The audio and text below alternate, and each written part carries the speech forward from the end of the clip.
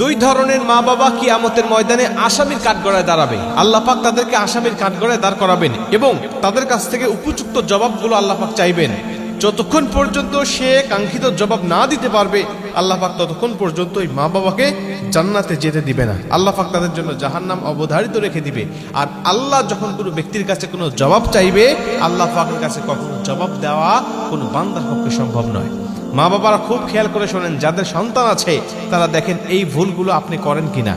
এক নম্বরে রাসূল সাল্লাল্লাহু আলাইহি ওয়াসাল্লাম বলেন, ওই বাবা মাকে কিয়ামতের ময়দানে দাঁড় করাবেন এবং আল্লাহ পাক তাদের কাছ থেকে হিসাব চাইবেন, আল্লাহ পাক তাদের কাছ থেকে জবাবদিহিতা চাইবেন।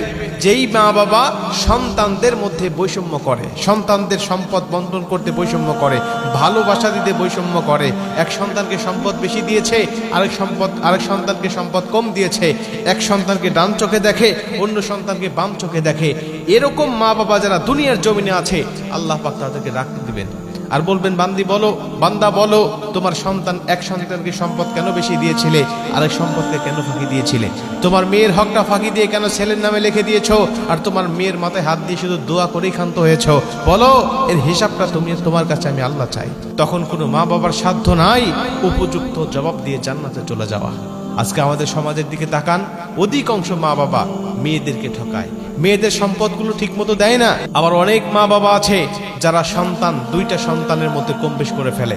আবার অনেক প্রবাসী আছে যাদেরকে ঠকায়, যারা গ্রামে থাকে যে সন্তান, নিজের কাছে থাকে যে সন্তান, ওই সন্তানকে বেশি দেয়। আর যিনি প্রবাসে আছে হাড় খাটুনি পরিশ্রম করে দেশে টাকা পাঠাচ্ছে, ওইগুলো দিয়ে জমি জমা কেনে এবং সেগুলো নিজেদের নামে বা বিভিন্নভাবে সম্পদগুলো ভক্ষণ করে বেড়ায়। এই সমস্ত মা বাবাকে কিয়ামতের ময়দানে আল্লাহ রাগ দিবেন এবং আসামির কাঠগড়ায় দাঁড় করাবেন। এবং দুই নম্বরে, যে বাবা মা অন্যায়ভাবে, সন্তানের কোনো দোষ নাই তারপরেও তার নামে বদদোয়া করে, যেই বাবা মা সন্তান দোষ না করার পরেও বদদোয়া করে, ওই বাবা মাকেও কিয়ামতের ময়দানে আল্লাহ পাক দাঁড় করাবেন। এবং আমরা জানি যে মা বাবা সন্তানের জন্য বদদোয়া করলে সে বদদোয়া লেগে যায়, সে বদদোয়া কোনো না কোনোভাবে ফলে যায়।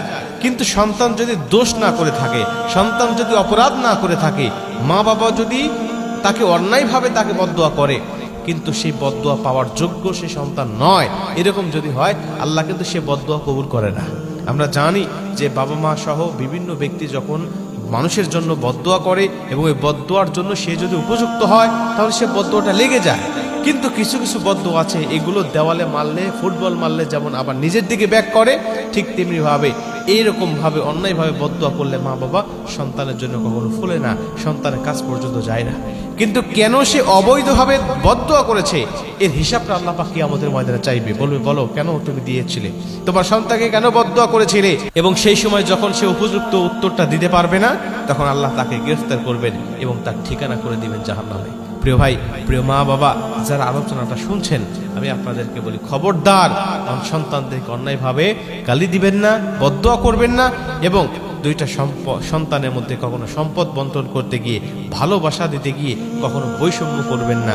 সন্তান যারা আছে সবাইকে সমানভাবে ভালোবাসা দিবেন এবং মেরাসের বন্টন অনুযায়ী সম্পদ বন্টন যেভাবে করতে হয় ঠিক সেভাবেই করবেন। না করতে পারলে রেখে চলে যাবেন, সন্তানরা নিজস্বভাবে নিজেরা মিটমাট করে বন্টন করে নেবে। কিন্তু আপনি কম বেশ করতে গিয়ে যদি কম বেশ করে ফেলেন, তাহলে আপনাকে আসামির কাঠগড়ায় দাঁড় করাতে হবে।